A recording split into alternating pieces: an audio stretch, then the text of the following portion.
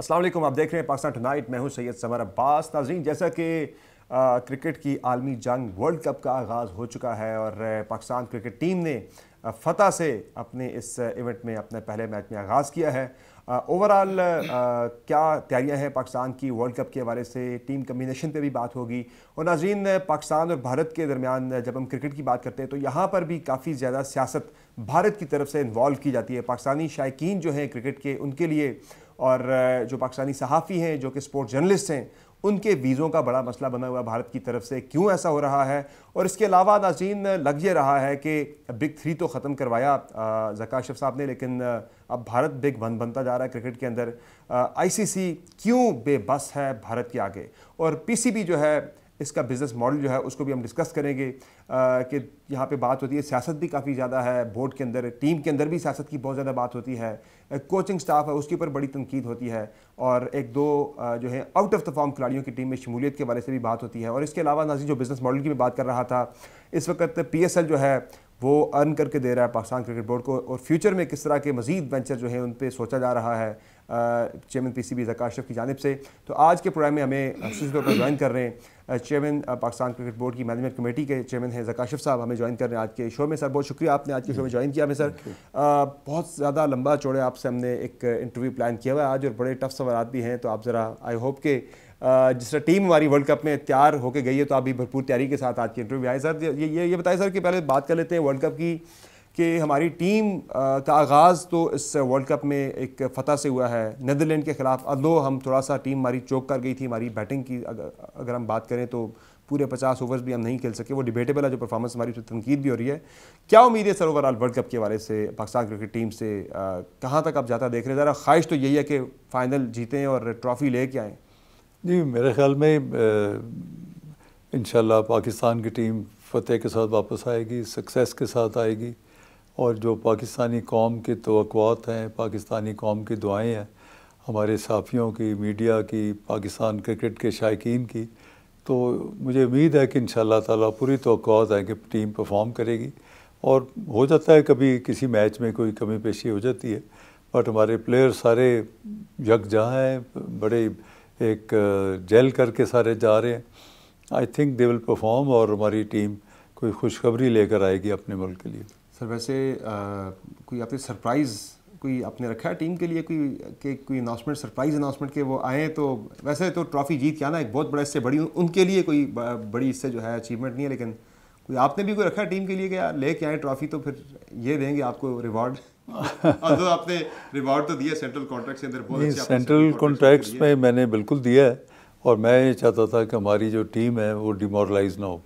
Team अगर किसी मैदान में जा रही है तो मैंने कहा पैसों की परवाह ना करो, जीत पे जाओ, पाकिस्तान के लिए आपने लड़ना है, अपने मुल्क के लिए लड़ना है, और फतेह के साथ वापस आना है। क्योंकि आप अगर देखें जो उसकी बैकग्राउंड है, उसके जो दूसरे दुनिया के बोर्ड्स हैं, वो खिलाड़ियों को, प्लेयर्स को क्या पैसे दे रहे हैं, वो सब उनकी चीज़ें देखी। फिर देखा कि एक बहुत बड़ा इशू था कि ये जो लीग मैचेस हो रहे हैं पूरी दुनिया में, खिलाड़ी जो है अपने सेंट्रल कॉन्ट्रैक्ट छोड़ के और लीग में जा रहे हैं जस्ट टू मेक मनी।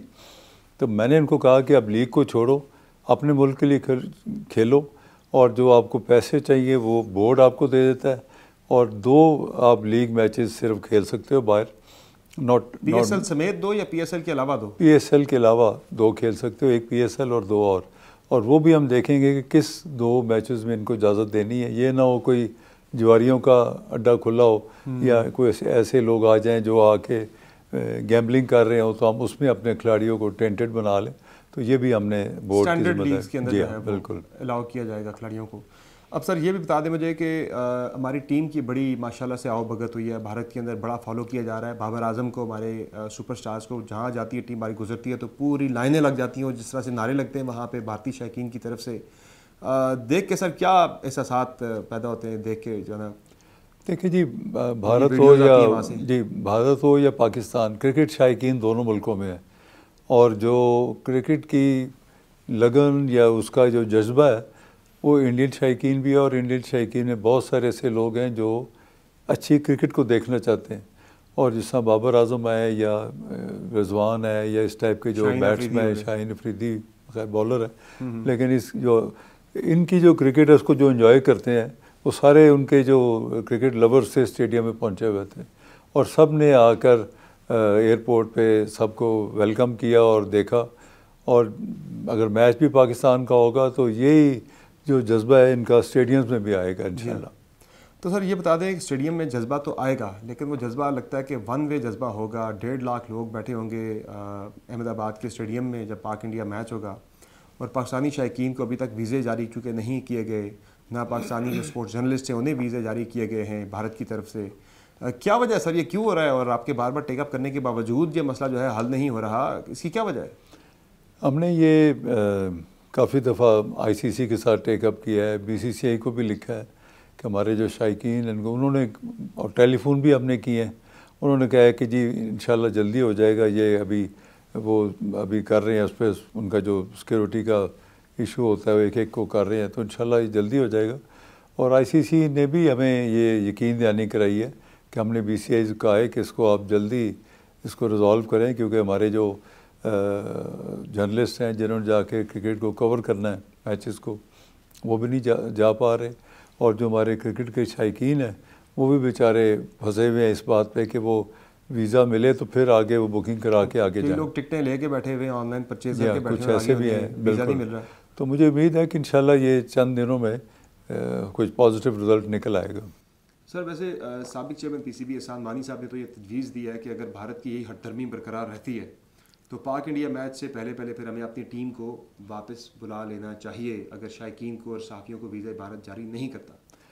मेरे ख़्याल में मानी साहब बड़े रिस्पेक्टेबल आदमी है, मेरा अच्छी उनके लिए इज़्ज़त भी है, एहतराम है, लेकिन मेरा ये ख्याल है कि इतना ड्रास्टिक स्टेप नहीं लेना चाहिए, हमें अभी वेट करना चाहिए। और ये वीज़ाज़ भी निकल आएंगे, सब कुछ ठीक हो जाएगा। ये सिर्फ टाइम ले रहा। आपने देखा होगा हमारी टीम के लिए उन्होंने कितनी लंबी उसमें चलते रहे। हमने कहा पता नहीं टीम ने जाना है नहीं जाना, इनको वीज़ा ही नहीं दे रहे, मगर उन्होंने फिर आखिरी मोमेंट पे वो निकाल दिए। तो अब भी उनकी यही होगी, वो कर देंगे। और दूसरी चीज़ है, अगर पाकिस्तान को पुल आउट कर लें तो वो मेरे ख्याल में पाकिस्तान को आइसोलेशन की तरफ ले जाएगा इंटरनेशनल क्रिकेट में, तो वो भी हमारे लिए अच्छा नहीं है। कोई सख्त इकदाम आपकी तरफ से आप कह रहे हैं कि नहीं उठाएंगे हम, जो है ना? नहीं, इसमें कुछ सख्त इकदाम अगर करेंगे, आप अगर छोड़ के आ जाते हैं तो आईसीसी आपको आउट कर देगा, फिर आपके पास क्या रह जाएगा।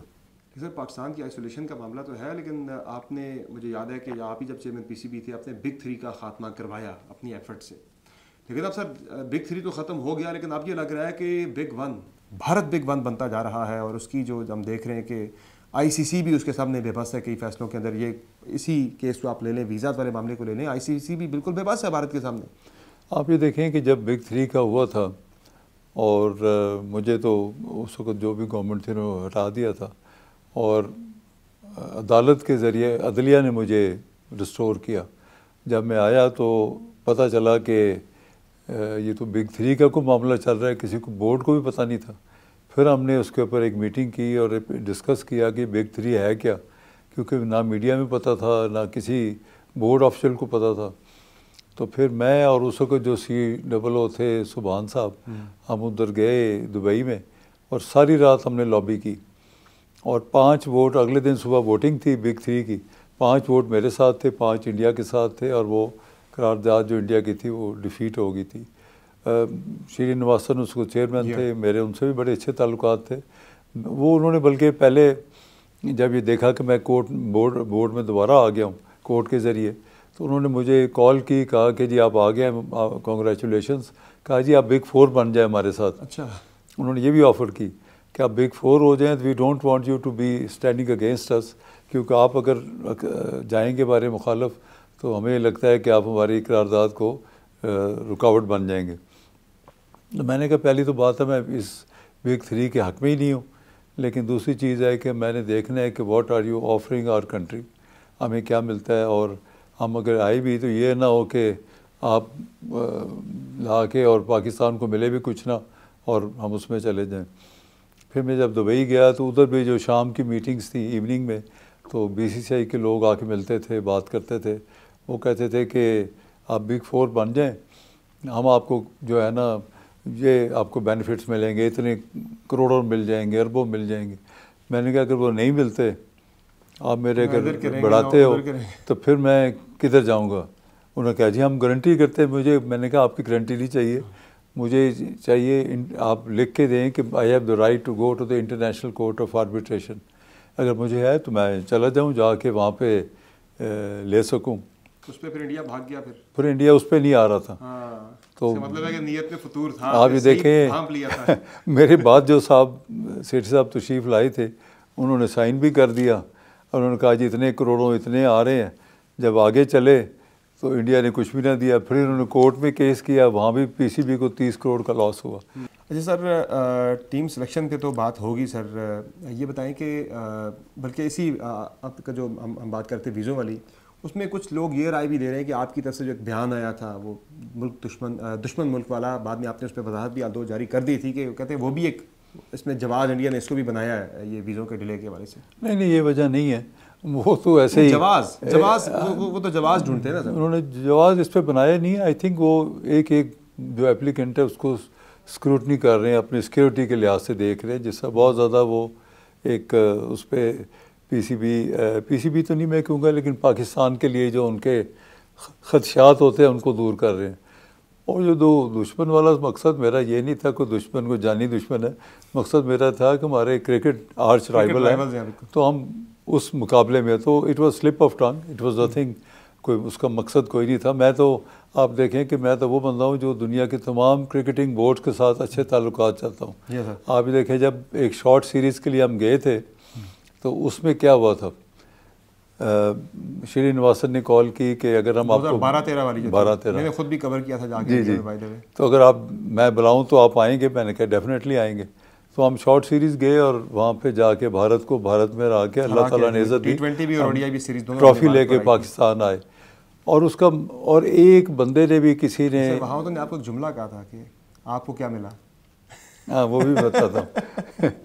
इससे थोड़ी सी पहले तो बात बताऊँ कि अभी स्टडी के मैं ऑफिस, और मुझे नबी पाक का वो याद आया कि गुज़रते थे और एक खातून रोज़ कूड़ा करकट फेंकती थी, तो एक दिन उसने नहीं फेंका, वो उसकी खैरियत पूछने चले गए। जब उधर गए तो उसने इस्लाम कबूल कर लिया। तो मैं भी सोच रहा था बैठ के कि ये रोज़ बाल ठाकरे साहब का आ रहा था कि पाकिस्तान की टीम आएगी, हम पिच खेड़ देंगे। तो एकदम मुझे खबर आई, पता चला कि बाल ठाकरे साहब हॉस्पिटल दाखिल हो गए। तो मैंने फ़ौरन सोचा कि अगर हमारे नबी की ये इसमें थी तो हम भी उस पर अमल दरामद करें, सुन्नत पे। मैंने 3 बंदे पीसीबी से भेजे जो इंडिया गए और उन्होंने जाके मीडिया पे खूब किया कि हम बाल ठाकरे को गुलदस्ता दे रहे हैं उसकी सेहतयाबी के लिए, और दुआ करते हैं कि वो सेहतयाब होकर इंडिया पाकिस्तान की क्रिकेट में बेहतरी के लिए अपनी जो है ना एनर्जी सर्व करेंगे। तो अल्लाह ने इज़्ज़त दी। और वो जो आपने दूसरी बात की, उसके बाद उनके 4 फेडरल मिनिस्टर्स थे, उन्होंने कहा कि आप हमारे पास वीआईपी में तो नहीं आए, चलो हमारे साथ चाय पी लें, हम नीचे आ जाते हैं। वो पीछे आके सर्दी में बैठ गए मेरे साथ, मैं उनके साथ बैठ गया। तो उसमें वो कहते हैं अच्छा ये बताएं कि आपको क्या मिला, आप खेलने भी आए, पैसे तो सारे हमें मिल गए, तो आपको तो कुछ नहीं। मैंने एकदम मेरे मुँह से निकला, मैंने कहा कि जिसको जिस चीज़ से मोहब्बत हो, आपको पैसों से मोहब्बत है, आपको मिल गया, हम इज़्ज़त से हम ट्रॉफी लेके जा रहे हैं। तो वो कहता है आपने तो हमें लाजवाब कर दिया। ये उनका था। तो सर अब ये बताएं कि इस वक्त टीम की अगर हम बात करें तो टीम सिलेक्शन पे तो मैं ऑब्वियसली आपसे बात करूंगा, लेकिन कप्तानी का एक बड़ा मामला डिबेटेबल है और रहती भी है डिबेट पाकिस्तान के अंदर। बाबर आजम की कप्तानी के हवाले से क्या समझते हैं सर कि बाबर आजम की आपसे जो मुलाकात हुई भी, आपने उन्हें क्या कहा, आपका उन्हें मशवरा क्या है कि वो वर्ल्ड कप में किस तरह की कप्तानी आप उनसे एक्सपेक्ट कर रहे हैं, किस तरह की कप्तानी उन्हें करनी चाहिए, मशवरा क्या देंगे या आपने क्या मशवरा दिया उन्हें मुलाकात में? मैंने तो उनको कहा था कि बिल्कुल एक तकड़े होके डट के खेलें। अच्छा, पाकिस्तान के लिए खेलना है, पाकिस्तान की इज़्ज़त के लिए खेलना है, किसी चीज़ से घबराना नहीं है। अच्छा, यानी वो रवायती जुमला के घबराना नहीं है। हमने किसी चीज़ से घबराना नहीं है, कोई प्रेशर नहीं लेना। Fight for Pakistan, play for Pakistan, और पाकिस्तान की खातर लेके कोई इज़्ज़त लेकर आए। और उसने कहा फिक्र ना करें, उसके जवाब थे कि हम अपना पूरा जोर एटी चोड़ी का लगा देंगे और पाकिस्तान के लिए हम इज़्ज़त लेकर आएंगे, कि दिलेरी से खेलेंगे। और वैसे हर एक मसला है थोड़ा सा, मैं देखता हूँ कि कल जिस तरह मैच देख रहे थे, श्रीलंका का और साउथ अफ्रीका का बड़ा ठीक ठाक स्कोर पड़ गया था 400 प्लस श्रीलंका को, लेकिन बाद में वो चेज करते उनकी विकेटें गिर रही थी लेकिन वो रुक नहीं रहे थे, मारी जा रहे थे 350 रन वो भी करके। गेम प्लान बड़ा अच्छा था। क्रिकेट जो है ना सर, वो हम क्यों नहीं खेलते कि 1-2 विकेटें गिर जाएं, बिल्कुल हमारी टीम जो है ना वो नीचे लग जाती है और दब जाते हैं हम। तो ये आपने फिर कहा कि भाई, आपने कहा घबराना नहीं, लेकिन जब फियरलेस क्रिकेट खेलनी है जो भी है, मकसद यही है कि फेयरलेस रहना है, घबराना नहीं है किसी से, बिल्कुल तकड़े होके और स्ट्रॉन्ग अपने मोराल के साथ पड़ जाए आगे। अच्छा सर, क्रिकेट टीम की सिलेक्शन की बात करें तो बहुत तनकीद हो रही है कि 2-3 ऐसे प्लेयर्स को टीम में शामिल कर लिया गया है जो कि आउट ऑफ फॉर्म है, मुसलसल वो आउट ऑफ फॉर्म चले आ रहे हैं, ऑफ कलर हैं। फ़खर जमान हो गए, मामूल हक हो गए, वो इस वक्त ना सिर्फ टीम के लिए बल्कि पूरी 24 करोड़ आवाम के लिए दर्द सर बनी हुई है उनका आउट ऑफ फॉर्म होना, वो परफॉर्म नहीं कर पा रहे। ओपनिंग हमारी प्लेयर जो है परफॉर्म नहीं कर रहा, मिडिल ऑर्डर पे सारा प्रेशर आ जाता है जिस वजह से हमको बड़ा टोटल नहीं कर पा रहे। इवन नीदरलैंड जैसी टीम के खिलाफ हम ऑल आउट हो गए, पूरे 50 ओवर हम नहीं खेल सके। तो इस पे सर आप क्या कहेंगे कि एक तनकीद ये भी होती है बहुत ज़्यादा कि दोस्तियाँ पाली जा रही हैं टीम के अंदर? जी, मैं वो तो नहीं कह सकता कि दोस्तियाँ पाली जा रही हैं, लेकिन टीम का और जो कोचेज़ हैं, मेजर डिसीजन तो उनका था। और फिर चीफ सेलेक्टर ने कुछ स्लाइड एक आध को की, लेकिन ज़्यादा जो था वो टीम का और कोच की जो रिक्वायरमेंट्स थी। बोर्ड का तो काम था कि हम उनको फुल सपोर्ट दें, और इस मौके पे कोई उनमें ये ना नज़र आए कि बोर्ड आपके साथ नहीं है, हम कोई नेमल बदल उसमें कोई तबादले शुरू कर दें, कोई ट्रांसफ़र शुरू कर दें, नए खिलाड़ी डालना शुरू करें, तो उससे बोर्ड की जो एक टीम की जो एक जेल था इकट्ठा, वो उसको फ़र्क ना पड़े। उन्होंने कहा जी हम एशिया कप खेल के आए हैं, हम मेजर चेंजेस नहीं चाहेंगे, हम चाहेंगे कि हमारी जो अंडरस्टैंडिंग होती है प्लेयर्स की उसी को आप चलने दें और ज़्यादा उसमें कोई चेंजेस ना करें। और ज़्यादा जो है वो बाबर आजम की जो राय थी उसको ज़्यादा अहमियत दी गई है। बाबर आजम भी कोचेज़ भी थे, 3-4 कोचेज़ भी थे, वाइस कैप्टन भी वहाँ पर मौजूद थे, और बड़ी अच्छी तजावीज़ दी मोहम्मद हफीज़ ने और अपने मिसबाह-उल-हक ने। वो नहीं मानी गई सर? नहीं, उन्होंने अच्छी तजावीज़ दी। उनकी तजावीज़ को तो नहीं माना गया, जिसकी वजह से नहीं, उन्होंने तो जो है वो टेक्निकल कमेटी से अलग भी हो गए थे। नहीं, वो मोहम्मद हफीज़ बहुत अच्छा क्रिकेटर है, मेरी बड़ा अच्छा ताल्लुक़ भी है दोनों से, क्योंकि मैं जब पहले था बोर्ड में ये दोनों कैप्टन वाइस कैप्टन थे और मेरे साथ थे, and I have excellent relations with them. तो कोई ऐसा इशू नहीं है। तो उसमें तो ये था। बाकी जो उनकी तजावीज़ थी, हमारी जो हमने मीटिंग की थी सिलेक्शन के वाले से, सिलेक्शन की नहीं थी, वो मीटिंग थी कि हम where we went wrong in Sri Lanka Asia Cup में। तो दोनों की तजावीज़ थी अगर ये हो जाए तो फिर क्या करोगे, आपका प्लान क्या है, वो तो फॉल बैक प्लान क्या है। उनकी एक राय थी सर, जी उनकी तो वाइस कैप्टन शादाब खान के वाले से भी एक राय थी, ज़रा वो नहीं सेशन तो मुख्तलिफ लोगों की थी। बाबर आजम ने शायद उस पर सेट किया था कि इन्हीं को वाइस कैप्टन रिटेन करें। बाबर आजम भी, कोचेज़ भी, जो उन्होंने सब ने कहा फॉरेन कोचेज़ हैं, उन्होंने कहा वी सजेस्ट के टीम शुड कंटिन्यू, उसमें हमें नहीं करना चाहिए। इसमें जो टीम की जो एक इकट्ठी जल कर रही होती है, यूनिटी होती है, उसको फ़र्क पड़ जाता है। तो फिर हमने कहा ठीक, हम तो आपको सपोर्ट कर रहे हैं, हमारा तो सिर्फ एक तजावीज़ है इन दोनों सीनियर क्रिकेटर्स की, अगर आप उस पर करना चाहते हैं करें, हमारी तो नेक ख्वाहिशात और दुआएं आपके साथ हैं। और उन्होंने भी कहा कि जी हम दुआएं पाकिस्तान क्रिकेट टीम के लिए, और जो खदशात थे उन्होंने अपने बताए, उन्होंने सुन लिए। अब देखें, अल्लाह करे वर्ल्ड कप में टीम अच्छी खेले और कुछ लेकर आए। हमें एक मुख्तसर ब्रेक लेनी है, दीगर बहुत से आम सवालात हैं। एक और बड़ा एक सवाल है क्रिकेट के हवाले से जो कि बहुत से पाकिस्तानी शायकीन के जहनों में है, वो भी हम जानेंगे ज़का आशिफ साहब से। एक ब्रेक के बाद हमारे साथ रहेगा।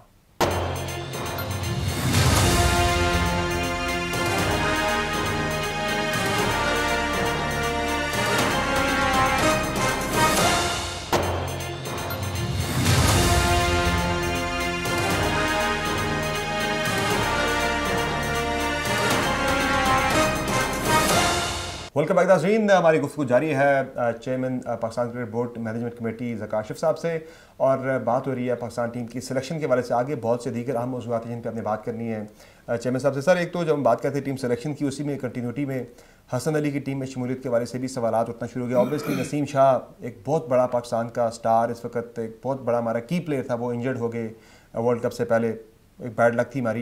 लेकिन हसन अली की शमूलियत के बारे से भी बड़ी तनकीद हो रही थी कि ज़मान खान को रिजर्व में डाल दिया गया, हसन अली को ले आए बॉलिंग में, हालांकि उनकी परफॉर्मेंस बहुत ही बुरी चली आ रही थी पीछे। इसके अलावा स्पिनर्स में हम मिडल के ओवर्स में हम विकेट नहीं ले पा रहे, ना शादाब विकेट ले पा रहे दरमियान के ओवर्स में, ना ही मोहम्मद नवाज़ उसमें इफेक्टिव साबित हो पा रहे हैं। हालांकि टीम में वो एज अ स्पिनर खेल रहे हैं, लेकिन ज़्यादा उनकी यूटिलिटी एज अ बैट्समैन ली जा रही है। तो उस वाले से तो सर हम नए बॉल का मसला भी था। इमाद वसीम के वाले से अगर उन्हें शामिल कर लिया जाता तो शायद वो नए बॉल से बॉल भी कर सकता था, बैटिंग में भी आके वो बड़ा अच्छा परफॉर्म कर रहा है। अबरार का ट्रैवल रिजर्व में डालने के बजाय टीम में स्क्वाड में शामिल ना किया जाना, इस पर भी बड़ी तनकीद होती है, बड़ी बहस होती है सर। इस पर शायद मोहम्मद हफीज़ की और मिसबाह उल हक की राय थी कि इन लोगों को शामिल किया जाए शायद। हाँ जी, उन्होंने बड़ी अच्छी कारआमद तजावीज़ दी और उन्होंने ये भी कहा कि आपकी जो टीम आगे जा रही है उसका हर एक प्लेयर का सक्सेसिव प्लान रखें। अगर कोई ज़ख्मी हो जाए, कुछ हो जाए, तो उसका कौन सा उसका नेवल बदल होगा। वो सारी तजावीज़ उन्होंने कप्तान बाबर आजम साहब को दी, तो उसने नोट कर ली। उसने कहा कि इंशाल्लाह मैं इस चीज़ को अपने जहन में रखूँगा। और आपने जिस तरह ज़मान खान की बात की और नसीम शाह की बात की, हसन अली की बात की। नसीम शाह का तो मैं कहूँगा वो जो 5 प्लेयर्स थे जिनको पीसीबी ने पहले दे दिया था परमिशन कि जाओ लीग खेलने के लिए, तो वो जब उस पर गए लीग खेलने के लिए और फटीग्ड होकर वापस आए, साथ ही अफ़गानिस्तान का वो 3 टेस्ट मैच थे वो भी खेले। फिर उसका एशिया कप जैसे शुरू हुआ तो उसमें फिर वो ज़ख्मी होना शुरू हो गए। और यही मुझे ख़दशा था जब मैं बोर्ड में आया हूँ, तो मैंने कहा कि हमारे एशिया कप वर्ल्ड कप आ रहा है, अपने खिलाड़ियों को हम बचा के रखें। फिर बोर्ड ने मुझे बताया कि आपसे पहले जो आपके प्रेडिसेसर थे सेठी साहब, वो 5 खिलाड़ियों को एनओसी दे चुके हैं। तो मैंने कहा ठीक है, अगर एक चेयरमैन ने दिया है तो मैं उसको जारी रखूं, उसको मैं रद्द करता हुआ अच्छा नहीं लगता। आई रिस्पेक्ट जो भी पहले चेयरमैन रहे हैं, सबकी इज़्ज़त है। तो उन्होंने फिर उनको उनके कॉन्ट्रैक्ट्स भी और लीज के साथ वो चले गए वहाँ पर खेलने के लिए। और जब उनको ये सारी जो टूर्नामेंट्स खेलने पड़े, जब हमारे एशिया टूर्नामेंट आया तो सारी बारी बारी ज़ख्मी होने शुरू हो गए। वरना आप देखें कैंडी में पाकिस्तान ऑलमोस्ट जीत चुका था अगर बारिश ना होती। तो जब इधर हम पहुँचे हैं कोलंबो में तो 5 खिलाड़ी हमारे इंजर्ड हो गए और दूसरी उनको करना पड़ा। तो बाकी ज़मान खान बड़ा अच्छा बॉलर है और उसने बॉलिंग भी वहाँ पर भी अच्छी की। अब ये डिपेंड करता है, उससे बेहतर बॉलर कोई है ही नहीं है सर, पूरी वर्ल्ड में उसे सबसे बेहतरीन बॉलर रेट किया जाता है इसको। ज़मान खान नहीं, बहुत अच्छा है, इसने बॉलिंग भी अच्छी की, सब कुछ किया। लेकिन अब वो पिच को देखते हुए बेहतर जो कोच और कैप्टन है वो बेहतर फैसला कर सकते हैं किसको खिलाना है, किसको रिजर्व में बैठाना है, या क्या करना है। तो sir performance led accountability PCB में क्यों इंट्रोड्यूस नहीं की जाती कि कोई बड़े इवेंट के बाद जब आप आएँ या वैसे भी आपका कोई इवेंट खेल के आप आते हैं तो उसके बाद अकाउंटेबिलिटी होनी चाहिए टीम के अंदर कि भाई जो भी रोल्स हैं, कोचेस का रोल है, टीम के ट्रेनर्स का, इवन जो मेडिकल जो आपका साथ स्टाफ ट्रैवल करता है टीम के साथ, जो आपके कंसल्टेंट्स होते हैं उनकी, वही कि मसलन मैं नसीम शाह की बात करूँ तो नसीम शाह जो है वो रिपोर्ट्स अब जो सामने आ रही हैं, इंकशाफात हो रहे हैं कि वो पिछले 6 महीने से उसके कंधे की इंजरी चली आ रही थी, बट वो खेल ही जा रहा है। वो टेस्ट भी खेल रहा है, वो ओडीआई भी खेल रहा है, वो T20s भी खेल रहा है, वो लीग्स भी खेल रहा है। तो वो अहलियत जो है हमारे मेडिकल कंसल्टेंट साहब की, उनकी अहलियत पे भी सवाल उठता है कि उन्होंने देखा ही नहीं, असेस ही नहीं किया कि वो एक इंजर्ड शोल्डर के साथ खेल ही जा रहा है, हालांकि 6 महीने पहले उसे रिहैब पे डालते तो आज वो अवेलेबल होता है वर्ल्ड कप के लिए। नहीं, आपकी बात सही है, ये उनको करना चाहिए था। अगर ये बात है तो उनके तो काम ही ये था टीम के साथ जाके करने का। और अभी हम सोच रहे हैं, मैंने डिस्कस किया था कि हु इज़ द बेस्ट, तो उन्होंने बताया कि इंग्लैंड में एक हैं डॉक्टर जो जिसको अभी नसीम शाह गया है, इसको ट्रीट भी किया है, सर्जरी भी उधर हुई है। तो हमने कहा उनसे हम मशवरा करके एक डॉक्टर उनका हम इधर रख लें अपने साथ क्रिकेट बोर्ड में, ताकि आइंदा वो एक्सपर्ट इस चीज़ का स्पेशलाइज्ड डॉक्टर होगा और इंजरीज़ का वो होगा। क्योंकि मुझे भी क्रिकेटर्स ने बताया, मोहम्मद हफीज़ ने भी बताया कि आप उनको क्यों नहीं देखते। फिर उनके मशवरे पे मैं उनसे रब्ता किया, तो अब वो जो डॉक्टर हैं उधर जो जिसके पास हमारे प्लेयर्स जाते हैं वो हमें एक आइडेंटिफाई करके देंगे।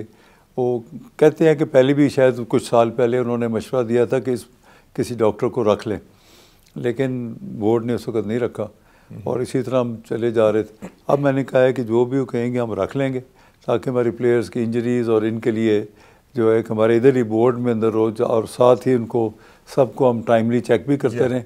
जिसकी कोई इंजरी नज़र आए उसको हम कर ले। प्लानिंग भी बड़ी बड़ी थी इस साल, हालांकि अब इस तरह की बातें करनी तो नहीं चाहिए, हम वर्ल्ड कप में चले गए, लेकिन जो बोर्ड की मैं प्लानिंग अगर देखूं तो मेजॉरिटी में टीमों ने पिछले एक साल के अंदर चूंकि वर्ल्ड कप आ रहा था तो वर्ल्ड कप की तैयारी उन्होंने इस तरह से की कि उन्होंने ओडीआई सीरीज़ भी खेली, काफ़ी ज़्यादा खेली। हमारे बोर्ड ने प्लान ही नहीं किया ओडीआई सीरीज़, हमारा सारा बिजनेस मॉडल के ऊपर हम वो रहे, पैसों पे सारा फोकस रहा, हमने इग्नोर किया इस चीज़ को कि भाई आगे 50 ओवर का वर्ल्ड कप आ रहा है तो ज़्यादा मैचेस 50 ओवर से खेले जाए। हम तो अभी एशिया कप में जाके हमने 50 ओवर के मैच खेलने शुरू किए, उससे पहले तो हमने खेले ही नहीं है 50 ओवर के मैच। सही है। ये भी बड़ी एक प्लानिंग का बड़ा फुकदान नजर आया था। बस मुझे तो खैर क्योंकि 2-2.5 महीने ही हुए हैं, उससे पहले जो किया हुआ था मैंने फिर जो डिसीजंस थे उसको फिर फॉलो किया, because the decision was already made, teams बनी हुई थी, कोचेस उन्होंने लगाए हुए थे, बहुत सारे लोगों की मुख्तलिफ राय होती है। अब ये वर्ल्ड कप ख़त्म हो उसके बाद इंशाअल्लाह ताला इसमें सब तब्दीलियों का सोच रहे हैं कि जो भी बेहतर हो पाकिस्तान क्रिकेट के लिए हम करें, क्योंकि एशिया कप और वर्ल्ड कप के दरमियान में कोई चेंज करना शायद पाकिस्तान के लिए अच्छा ना होता। और ये चेंज भी ऑब्वियसली परफॉर्मेंस ड्रिवन होगी, अगर आप वहाँ से बहुत अच्छा परफॉर्म करके आते हो तो फिर शायद आपको किसी चेंज की जरूरत ही ना पड़े, यही कंटिन्यू करें, यानी कि प्योरली बेस्ड ऑन परफॉर्मेंस होगा सारा, मेरिट मेरिट पे होगा इंशाल्लाह। बिल्कुल। दूसरा सर ये बता दें मुझे कि सेंट्रल कॉन्ट्रैक्ट का मामला भी बड़ा एक चलता रहा है कि सेंट्रल कॉन्ट्रैक्ट्स आपने भी दिए प्लेयर्स को, बड़े ज़बरदस्त किस्म के सेंट्रल कॉन्ट्रैक्ट्स आपने दिए, बाबर को, शाहीन को, रिजवान को, लेकिन उसमें फिर कुछ इग्नोर भी हो गए थे लोग, जिसमें सरफराज को पहले डी दिया गया, बाद में इत्तलात आ रही है कि बी उन्हें दे दिया गया, अपग्रेड कर दिया गया है। फिर जो हमारे खेल रहे हैं टेस्ट, नुमान अली और अबरार, उनके सेंट्रल कॉन्ट्रैक्ट्स उनको नहीं मिले थे, उनका हो गया मामला? जी उनका भी हो गया है, उनका भी कर दिया है, मैं मंडे को वो भी अनाउंस हो जाएगा। ये आज ही मुझे पता चला, क्योंकि मैंने इनको ये कहा था कि भाई जिसका जो हक बनता है उसको आपको करना चाहिए, मेरिट पे फैसला करें। अब ये जो सेंट्रल कॉन्ट्रैक्ट्स में आप सब कहते हैं ये 3-4 प्लेयर्स को ज़्यादा मिले, दूसरों बिग 3 बन गया यहाँ भी सर, रिजवान, शाहीन और बाबर। नहीं, ये जो बिग 3 है ये परफॉर्मेंस बेस्ड है। तो हमने देखा है जो हमारे टॉप के ए ग्रेड हैं उनको हम सर्टन अमाउंट दें, बी को दूसरा दें, सी को वो दें, डी को, और ये नहीं है कि उनका फिक्स हो गया, ये हर साल कमेटी बैठेगी उसको वैल्यूएट करेगी। ये एक इंसेंटिव है कि हमारे जितने प्लेयर्स हैं वो अच्छा खेलें, वो कहें जी हम अच्छा खेलेंगे तो हमें ये रिवॉर्ड मिलेगा, तो वो उस बेस पे है, परफॉर्मेंस बेस्ड है, और जिससा हर साल उसको चेक करेंगे, कहीं नीचे हो जाएंगे कहीं ऊपर आ जाएंगे, सही है, ये चलता रहेगा। और मेरा जो मैंने जिस तरह पहले गुजारिश की कि लीग मैचेस में जो प्लेयर्स को पैसे मिल रहे हैं, दुनिया के बहुत सारे सेंट्रली कॉन्ट्रैक्टेड प्लेयर्स जो हैं वो अपने अपने बोर्ड्स को छोड़ के तो वहाँ जा रहे हैं, because they are making more money. जी, वेस्ट इंडीज़ के बोर्ड के चेयरमैन से मैंने पूछा, तो मैंने कहा ये क्या हुआ है, आप तो एक छोटी सी टीम से हार के आ गए। तो उन्होंने मुझे बताया कि ये जो लीग है ये हमें लेके बैठ गई है, वो सब ने जाके कॉन्ट्रैक्ट कर लिया, टीम छोड़ गए, तो बी ग्रेड टीम हमारी इधर आई है, तो उसकी परफॉर्मेंस आपके सामने है।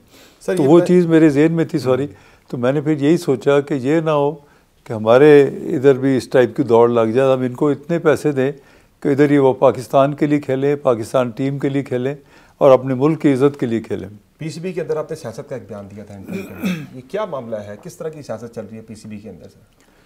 सियासत उस तरह पीसीबी के अंदर नहीं है, लेकिन सियासत तो और जगहों पे है। आप एक बंदे को ट्रांसफ़र करें तो अगले दिन पूरे दुनिया में उसका ढोल बज रहे होते हैं कि दो जी उस बंदे को ट्रांसफ़र कर दिया। भाई ये तुम्हारा अंदरूनी मामला है, जो बंदा जिस जगह परफॉर्म करेगा उसको लगाएंगे, जिसकी परफॉर्मेंस नहीं है वो किसी और जगह चला जाएगा जिधर वो परफॉर्म कर सकता है। ये तो मैनेजमेंट के काम होते हैं, तो उसमें बहुत सारे ऐसे लोग उसमें आ जाते हैं जो मैं समझता हूँ कि ये उनका ये काम नहीं होना चाहिए। हर एक शोबे में लोगों को चाहिए कि अपने काम पे तवज्जो दें। टीम में तो सियासत नहीं है सर? नहीं, टीम में सवाल ही पैदा नहीं होता कि अभी सियासत होने भी नहीं देंगे इनके। सही है सर, एक मुख्तसर ब्रेक ले लिया नाज़रीन, एक मुख्तसर ब्रेक लेते हैं, साथ रहिएगा।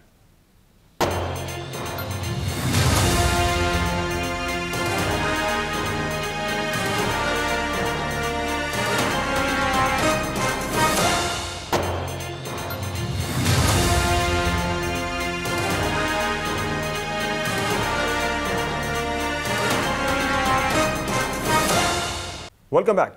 ज़का आशिफ साहब, ये बताएं सर कि पीसीबी के अंदर जो बिज़नेस मॉडल है, आपका एक इनिशिएटिव था, आपने लिया था पीएसएल के वाले से, जो कि एक सक्सेस स्टोरी थी पीसीबी की, और आज माशाल्लाह से ठीक ठाक पैसे पीएसएल कमा के पीसीबी को दे भी रहा है। इस तरह के मज़ीद और कौन कौन से वेंचर्स हैं जिन पे आप सोच रहे हैं कि जो बिज़नेस जो मॉडल है पीसीबी का, उसको मज़ीद जो है वो सस्टेनेबल और प्रॉफिट मेकिंग उसे बनाया जाए? अब जो मैं सोच रहा हूँ, अब मेरे जहन में था कि इस दफ़ा मैं, अगर अल्लाह ताला मौका दे रहा है तो मैं T10 लीग बनाऊँ पाकिस्तान के लिए। ये भी एक बड़ी पॉपुलर लीग जा रही है पूरी दुनिया में, और बहुत जो लोग हैं उससे पैसा कमा रहे हैं, वोट भी कमा रहे हैं, और लोगों को क्रिकेट भी देखने के लिए और खेलने के लिए मिल रही है।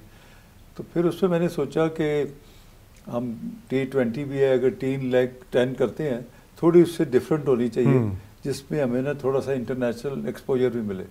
तो फिर मैंने इनसे बात की, इंग्लिश जो मिडिल सेक्स वालों से, कि आप भी अगर इंटरेस्टेड हैं तो लेट्स सिट एंड टॉक। उनके चीफ एग्जीक्यूटिव भी आए, उनको इनवाइट किया, वो आए यहाँ पीसीबी में, हमने उनसे मीटिंग की, और मीटिंग करके उनको उस चीज़ पे कायल किया कि पीसीबी और मिडिल सेक्स मिल के हम T10 बनाएंगे। ये हमारा एमओयू हो गया उनसे, ज़बरदस्त। इसको हम लॉन्च करेंगे। T10 में मेरा ये ख्याल है एक वुमेंस टीम होगी और एक मेंस। अच्छा, वो दोनों को हम बंडल करेंगे ताकि ख्वातीन को भी इंकरेजमेंट मिलनी चाहिए। ये बंडल होगा और जो टीम लेगा वो बंडल पूरा खरीदेगा, तो उसी में वो ख्वातीन को भी पैसे देगा, उनको भी देगा, तो वो भी उसी तरह रिवॉर्ड होंगे, उनमें बेहतरी आएगी। क्योंकि आईसीसी इसमें बहुत इंटरेस्ट ले रहा है ख्वातीन के क्रिकेट में। वो बार बार कह रहा है कि इसको इनकरेज करे, पूरी दुनिया में ख्वातीन क्रिकेट को ऊपर लाए।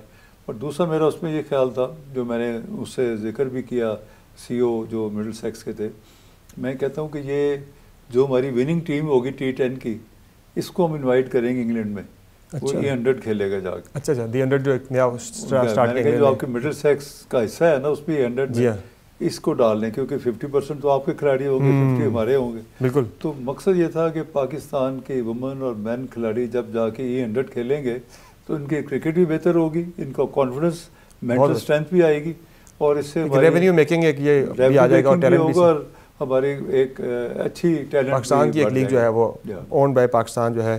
सर आईपीसी मिनिस्ट्री के साथ आपके जो इशू चल रहे हैं सर, वो लेना, यानी कि अपने एक एडिशनल सेक्रेटरी को भेजना चाह रहे थे, अबरार साहब को गालिबन आपके पास सीईओ, उस पर आपने रजिस्ट किया तो उन्होंने कोई लेटर शटर निकाल दिया आपका।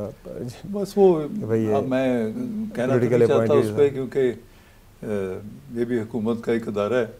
वो हुआ था उस वक्त शुरू में, जब मैं बोर्ड में आने से पहले उस वक्त था, और वो कह रहे थे, और फिर मैंने बताया कि मैंने कहा जी ये अबरार साहब बड़े मोहतरम हैं, एक अच्छे ब्यूरोक्रेट हैं, उनके लिए कोई और जगह हो तो हो सकती है, लेकिन COO के लिए we need somebody specialised background का बंदा को, उसको स्पेशलाइज्ड हो, जिसको तजर्बा हो, या ऐसा लाए जिसका विजन इस तरह का हो, तो वो कर सकता है। अभी एकदम इस तरह चेंज जो है वो हमारी क्रिकेट बोर्ड के लिए नुकसानदेह हो, तो वो नाराज़ हो गए और लेटर निकाल दिए आपके वाले से। वो बेशुमार चीज़ें हैं, लेकिन हमारी फिर भी उनके लिए बेस्ट विशेज़ है सबके लिए, मिलजुल के चलना चाहिए। जो वीडियो हमारी बनी थी, एक प्रोमो बना था वर्ल्ड कप से पहले पीसीबी की तरफ से 14 अगस्त पे गालिबन, उसमें जो हमारे वर्ल्ड कप के चैंपियन कप्तान है उन्हीं को निकाल दिया गया। वो इंटेंशनल था, क्या था वो, लग रहा था इंटेंशनली किया गया, बड़ी तनकीद हुई थी, बाद में शामिल कर लिया गया था। ऐसी बात नहीं है,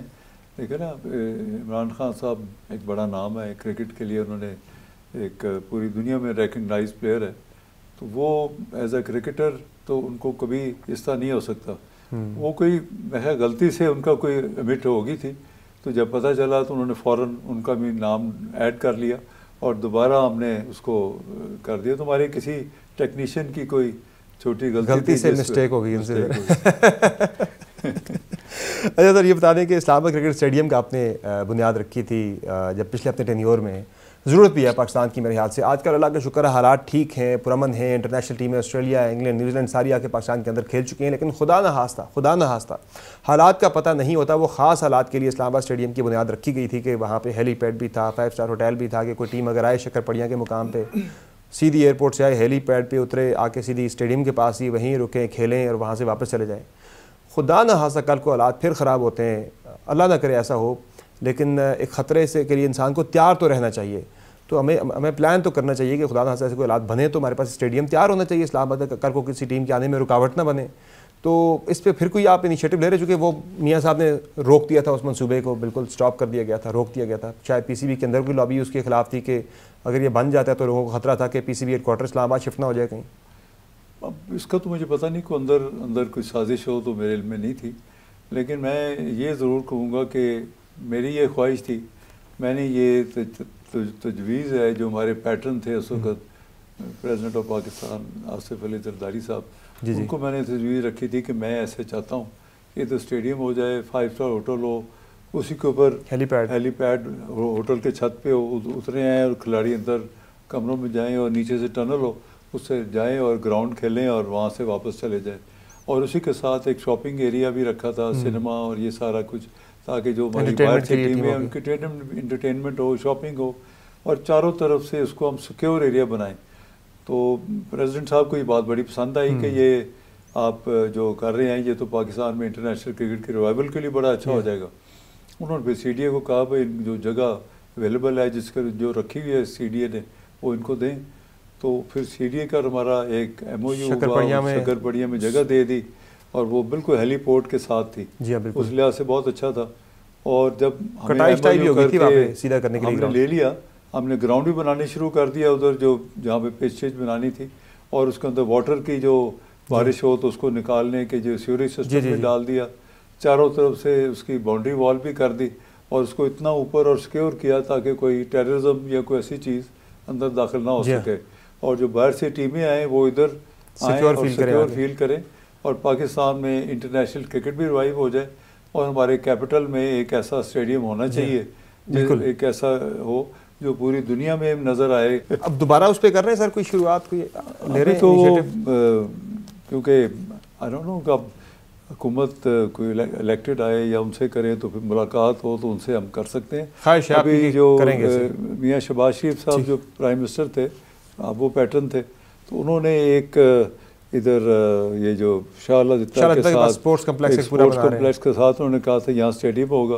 पहले उन्होंने कहा कि हम आपको दे देंगे, तो जब हमने इंटरेस्ट शुरू किया कि ठीक है ये दे दे हम इसको कर लेते हैं, तो फिर उन्होंने लास्ट मोमेंट का नहीं ये CDA करेगा तो आप नहीं करेंगे। हमने कहा ठीक है जो प्राइम मिनिस्टर का फैसला है वो सबके लिए है। सर बिजनेस मॉडल की बात होती है, सरोगेट्स जो है मुख्तलिफ, ये मेल बैट है, बाकी दूसरी तीसरी हैं सारी, उन पे पाकिस्तान में पाबंदी लग गई है, हालांकि पूरी दुनिया की लीग्स को ये ठीक ठाक फाइनेंस कर रही हैं। तो इस पर इंफॉर्मेशन मिनिस्ट्री का लेटर आ गया है, क्या इस पर आप करेंगे इसको कंटेस्ट? क्या ये मैंने भी सुना है कि बताया मुझे, तो मैं सोच रहा हूँ उसके ऊपर हम लीगल ओपिनियन भी लेंगे कि पाकिस्तान में उसका क्या कानूनी बनता है और लेकर फिर उसके ऊपर कोई रद्दमल या करेंगे। इलेक्शन कब करवा रहे हैं सर आप PCB के इलेक्शन के लिए? आप मैनेजमेंट कमेटी के चेयरमैन आपको बनाया गया था सर। जी बस इलेक्शन भी इंशाल्लाह जल्दी हो जाएंगे। मुल्की इलेक्शन की तरह ये भी डिले तो नहीं होंगे? आप भी आए ना ज़रा कंटेस्ट करें आगे।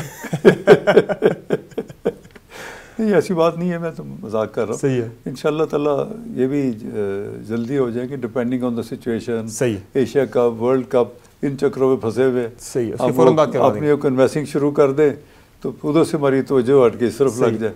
वैसे आपका वीज़ा आपको मिल गया सर भारत का? मेरा तो आ ही जाएगा, लेकिन मैं अभी रुका हुआ हूँ, अभी आया मैं चाहता हूँ अप्लाई नहीं किया या आया नहीं अभी? नहीं अप्लाई तो किया हुआ, सबने किया हुआ, हमने भी किया आया नहीं आपका भी? सब लोगों के साथ। ये तो न्यूज़ है माली, अभी तक चेयरमैन PCB का वीज़ा भी नहीं आया, तो वो शायकीन जो नाराज़ है उन्हें ज़्यादा हम चाहते हैं कि हमारे चेयरमैन PCB का वीज़ा अभी तक नहीं आया। ख्वाहिश है कि हमारे साफ़ी भाई और शायकीन उनका भी वीज़ा जल्द अज जल्द आ जाए, मैं उसके लिए बार बार वजूद कर रहा हूँ। सर फाइनली एक आखिरी सवाल आपसे, वो मेरे दिल की ख्वाहिश भी है, सवाल भी है। वैसे तो क्या कहते हैं साफ़ी के लिए ना वो ख्वाहिश को ख़बर कभी नहीं बनाना चाहिए, लेकिन मेरी एक ख्वाहिश है कि क्रिकेट जो है हमारा कौमी खेल होना चाहिए, जो कि मुझे भी बहुत पसंद है। 24 करोड़ आवाम को भी क्रिकेट बेहद पसंद है। हमारे तो लोगों के खून में जो है ना वो यानी कि रगों में खून की तरह जो है ना वो क्रिकेट का जोश दौड़ता है। हॉकी जो हमारा कौमी खेल, लेकिन हॉकी की फॉलोइंग बिल्कुल ना होने के बराबर रह गई है। कोई मुझे नहीं लगता लाख बंदे भी हॉकी को फॉलो कर रहे हैं पाकिस्तान के अंदर भी। हम इंडिया से आ रहे हैं 10 के मुकाबले में 10 गोल से हमारे बुरी तरह से एशियन गेम्स के अंदर। कोई ऐसी तजवीज़ है कि इस तजवीज़ ऐसी कोई दी जाए गवर्नमेंट को कि भाई आप क्रिकेट को कौमी खेल बनाएं हॉकी के बजाय, जिसकी फॉलोइंग है पूरे मुल्क के अंदर ज़्यादा? नहीं, खैर बड़ी अफसोस की बात है जिस तरह आपने बताया कि हमारी हॉकी जो है 1970s और 60s 80s में this used to be on the top. Late 90s से डाउनफॉल स्टार्ट हो गया और 90s के बाद फिर डाउनफॉल मैं ख्याल हुकूमत की अदम तवज्जो की वजह से सारा शुरू हुआ। पैसे नहीं है उनके पास तो टिकटों के पैसे नहीं होते जाने के लिए।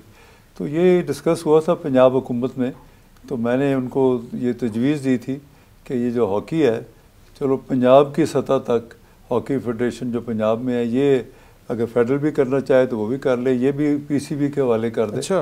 तो पीसीबी इसकी भी बॉडी बना के इसको भी ओवरसी करके चलाएगी, इसकी ट्रेनिंग, इसकी हर एक चीज़ करेगी ताकि हमारी दोबारा हॉकी जो है रिवाइव हो के उस लेवल पे आ जाए। क्या जवाब आया सर उनका इस पे पंजाब गवर्नमेंट का? अभी वो मेरे ख्याल में सोच रहे हैं इस पे जो भी फैसला। कौमी खेल बनाए जाने के हवाले से भी कोई आइडिया आप दें? बिल्कुल, ये है हमारा कौमी खेल, क्रिकेट भी है, हॉकी भी है, दोनों हमारे कौमी खेल है। ऑफिशियली तो ऊपर लाना चाहिए। ऑफिशियल तो हॉकी है ना सर, वैसे क्रिकेट को कौमी खेल बनाए जाने के वाले से कोई तजवीज़ नहीं देंगे? मेरे ख्याल मेरे नज़दीक तो दोनों ही है, हॉकी भी और क्रिकेट दोनों। अनऑफिशियल है वो ऑफिशियल है। बहरहाल दोनों कौमी। आपकी क्या राय है, होना चाहिए क्रिकेट कौमी खेल सर? दोनों होने चाहिए। फाइनली सर, वैसे तो इंडिया बड़ी हरदर्मी करता है, लेकिन जो आपने आइडिया दिया था गांधी जना ट्रॉफी का, इस पे आपको कोई लग रहा है कि पॉजिटिव रिस्पांस इंडिया से आ सकता है या पुश करेंगे मजीद इस पे? कोई आया अभी तक रिस्पांस वहाँ से कोई? मैंने ये जो तजवीज़ थी सबसे पहले दी थी मिस्टर श्रीनिवासन को, जी हाँ, जो बीसीसीआई के प्रेसिडेंट थे। तो उन्होंने कहा ठीक है हम इस पर देखते हैं, फिर आपको डिस्कस करके बताएँगे। उसके लिए मेरा ये था कि आप ये देखें कि इंडिया के और पाकिस्तान के जो क्रिकेट है, इससे बड़ी कोई दुनिया में क्रिकेट नहीं है। जी हाँ। अभी ये इंग्लैंड ऑस्ट्रेलिया एशेज़ खेलते भी बड़ा बिल्कुल इवेंट तो मेरे जहन में था कि हम भी एशेज़ की तर्ज पे ये जिना गांधी ट्रॉफी अगर रख लें, दोनों मुल्कों के दोनों ग्रेट लीडर्स थे, उनको नाम से हो, ताकि जब ये शुरू हो तो एक साल इधर हो और मे भी अगले साल इंडिया हो जाए, उसको अगले साल पाकिस्तान हो जाए, या 2 साल जो भी वो वर्कआउट किया जा सकता है। तो ये एक बहुत बड़ी, मैं समझता हूँ हमारी। श्रीनिवासन साहब ने एक पॉजिटिव रिस्पांस दिया था आपको इस पे? उन्होंने पॉजिटिव दिया था। और जय शाह से बात नहीं हुई इस पे सर? नहीं, अभी जय शाह को तो एक ही दफ़ा मिला अभी उनसे मुलाकात उसका नहीं हुई थी। और फिर उन्होंने, बल्कि श्रीनिवासन ने तो ये भी कहा था जब हम शॉर्ट सीरीज़ में गए थे, अलहदा उन्होंने करके उन्होंने कहा जी कि आप आए हैं पाकिस्तान की तरफ से और खेले हैं, आई एम वेरी ग्रेटफुल। बहुत मशकूर थे। उन्होंने कहा कि आप कि गवर्नमेंट हमें वो सिक्योरिटी दे दे। आप भी उधर थे जब रहमान मलिक साहब को मैंने सिक्योरिटी प्लान दिया था। कहते जब गवर्नमेंट ये कर देगी तो next day my boys would be on Pakistani soil to play against Pakistan. Sir वो उनका बोर्ड तो जाता है, लेकिन वहाँ पे जो हुकूमत है वो सियासी बहुत सारी मसलियतें आ जाती हैं कि वो फिर नहीं बचते टीम को। अगर टीम भी उनकी आना चाह रही है, खेलना चाह रही है, बोर्ड भी जाता है, लेकिन बाकी जो उस वक्त तो सियासी मजबूरियाँ वहाँ पे उसकी बात उस ज़माने में। बिल्कुल sir, thank you so much, बहुत शुक्रिया। बहुत शुक्रिया। वक्त नाज़रीन, आपने तफसीली गुफ्तगू मुलाहिज़ा की। आज की शो में इतना ही, इजाज़त दीजिए, खुदा हाफ़िज़।